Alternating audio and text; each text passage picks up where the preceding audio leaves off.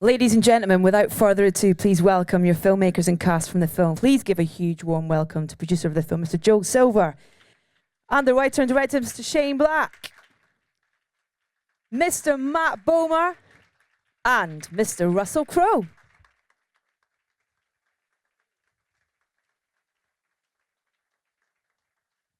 Welcome, gentlemen, to our little bar.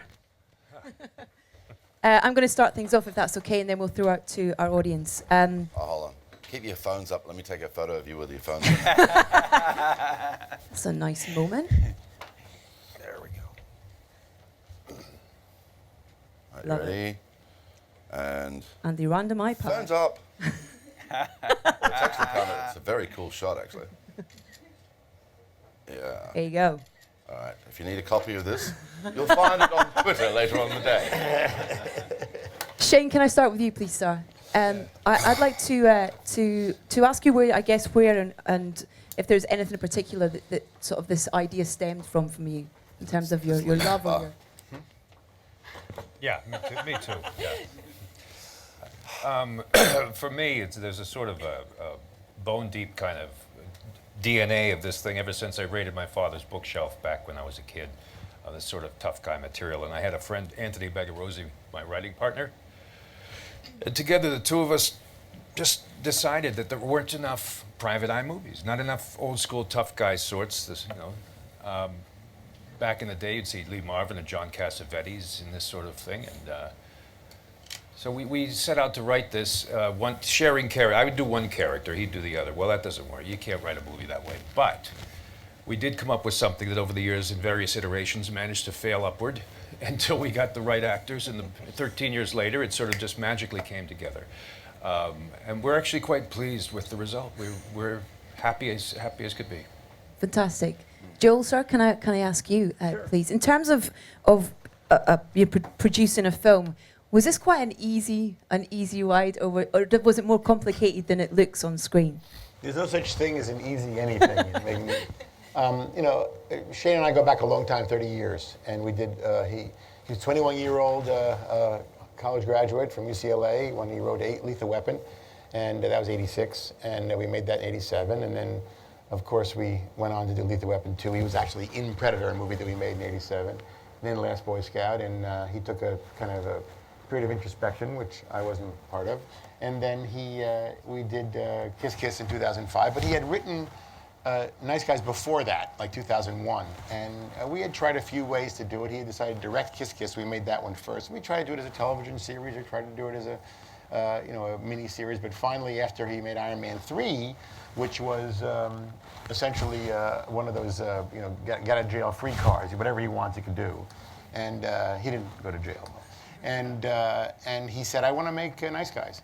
And we started talking about it, and within, literally, in the magic of some of the process working, Russell said, I like it. I think it would work. And at the same time, Ryan said, well, I want to work with Russell, so I like it. And then we had a movie. And that was easy, but that was it. Russell, you can I guess you can write chemistry in a script, but in terms of bringing that chemistry to life on screen, there's good chemistry and there's brilliant chemistry, and you two on screen, it's wonderful to watch. Cool. Was it fun to play? Yeah, that you can't manufacture that. You either have it or you don't. But the key to it, it's not really that complex. It's just about listening. If you're listening to each other, you're tuned into each other. It doesn't matter what left step he takes or what improv he decides to do. I can go with him because I'm actually listening to him. I don't anticipate what he's going to do, or make any assumptions. So, and it goes both ways. So that's really all you're seeing is a couple of guys who are very aware the other guy could do anything at any given moment. So you'd best tune in. On your toes. Yeah. Is that his real scream? Can he really scream that? Isn't that unbelievable? Jesus. That freaks me out. It's the best scream in feature film since Gene Wilder, and that's saying something. That's a hell of a scream. I thought things were going to smash when they hit that note. Matt, for John Boy, he's terrifying without kind of even saying anything, just his demeanour. Was that kind of great to bring to life and to create? Oh yeah, it's always fun to get to paint with different colors and to get to play these kind of roles you're not typically thin sliced as, and to get to do it with these people. I'm essentially a fanboy who's lucky enough to be along for the ride. Shane and Joel are a huge part of my cinematic upbringing from my childhood, and to watch two of my favorite actors create this incredible symbiotic comedic performance that where one doesn't work without the other, and it's just so present and every take was different, was really just an incredible education for me. Oh, I could have made it work without Ryan, mate. Let's have some audience questions. We'll start at the front, please, with this lady here. We'll get a microphone, and then if we can get a microphone to the lady next door for the next question. Thanks. Hello. Hi, Laura from Loose Lips. To Russell, the on-screen bromance that you have with Ryan is really fun to watch. In terms of the comic scenes, did you follow the script strictly, or was there a lot of improv involved between the two of you? Well, the cool thing about working with Shane at this period of his life, when he's had, you know, the ups and downs and the slings and arrows and all that sort of stuff, he's at a point where he really does understand that you got to trust who you hire, you know. Now, we're both very respectful of the script and we'll do it the way it reads, but then we also bring ideas every day and say, well, what about if we move it like this and move it like that? And Shane just trusted that, you know, we would work within the spirit of what he intended. You know, that wouldn't suddenly just be doing some other movie, you know. So there's a lot of stuff, and it's on a daily basis. And like I said, it's actually, some of it's not discussed, some of it's just in the moment, something's apparent, and you go for it, you know. So. Thank you. And lady there. Hello. Firstly, really enjoyed the mole for John Boy. So thank you. Nice touch. Russell, we've just spoken a little bit about the chemistry with Ryan, but also we get a bit of a reunion with you and Kim after LA Confidential. What was it like hooking up with her again in this? Maybe hooking up's not the right word to use. So sorry. You got to tread carefully in London. It was great seeing Kim again, you know. We actually were talking and we realised we hadn't been in the same room together for over a decade when we were shooting, you know. I mean, it's very different cinematic relationship, this one, you know, compared to what we did before, and you know, because we had so many hours together when we worked on LA Confidential, and we had a real intimate friendship. It was great, you know. So, and that still remains. You know, it's a funny thing about this business. You can go through a cycle and not see each other for years and years and years, but if you've connected, you still connect the next time you see each other. So, yeah, it was fun to see her and all that, but a very different work experience this time. Can you just pass the mic behind you? The gentleman there's got a question. Thank you. Hey, hi, back to Russell. Just back to you and Ryan. Were there any problems with corpsing or kind of cracking up too much during takes? I was wondering. See, it's great. I'm in a country that knows what corpsing means. I've you know, doing the press in America. You know, you talk about it, people go, I have no idea what that is. If you take the 26 years of making lead roles in feature films prior to The Nice Guys, the amount of times that I would have corpsed on camera in that whole time, 49 feature films or whatever, would be less than any given week of shooting Nice Guys. This little bastard makes me laugh. And he's just, sometimes I would suspect, like, he was up all night trying to think of a way to make me laugh in the scene, you know, because he has this sort of natural comedic gift, you know, and he's a funny bastard, man.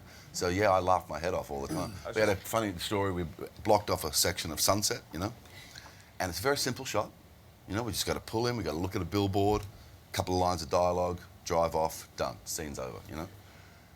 And we pull in and Ryan's just not on the script, he's jamming on some idea that's in his head about German spank films. And I'm just falling apart in the car, like I can't get my dialogue out because then he goes into that pseudo-German that he does in the movie, you know, such conviction, you know. And he's got like about 25 words that sound like he means shit or asshole, but none of them are actually real, you know. So he's doing all that. And you've got Joel Silver standing in the middle of sunset, you know, going, I got the whole goddamn street blocked off to shoot my movie. Not tonight, guys! Not tonight! And he goes back behind the monitors, and me and Ryan are sitting in the car, and I said, so we're going to do it with the script? And Ryan goes, no. Fantastic. Next question. Can you get a microphone to the gentleman at the end here, please? Hi, thanks. This question's for Shane. I know Joel kind of went back through your history a little bit with the films you've made, and something that always stands out to me with your older films is how a lot of them are set at Christmas, particularly Iron Man 3, which I found kind of strange, but it was nice. And with this film, you kind of get a really tiny hint of Christmas towards the end, but the rest of it is set kind of, I think, October time. Was there any reason this one wasn't set at Christmas? Or? Who are you, Santa? Disgruntled. Well, the idea is that I had various reasons for setting things at Christmas, but the one thing that I didn't want to do was keep doing it once people noticed. Because it was supposed to be something that flew under the radar, that was my little delicious secret, and I thought, oh, this is kind of fun. It has a meaning for me. But then questions like this one. Sorry. No. Ruined it for everybody. And suddenly I realized, oh, so now if I do it, it's going to be a question. So I just said, it doesn't really matter. In fact, I've written scripts that didn't get made, that weren't set at Christmas. And if they'd been made, I would have, I don't know, it's just a fabulous time. The first thing I ever saw that was set at Christmas that affected me that way was called 3 Days of the Condor, and it was a Sidney Pollack film. And it just had a wonderful sort of hushed background effect against which the other stuff, the real deadly, chased by assassins stuff, seemed to play. And I've basically been doing that sort of thing ever since. Ladies and gentlemen, you're watching Hey You Guys! Hey You Guys, huh? Hey You Guys. Is that from the Goonies? It is indeed, yes. Nice. Hey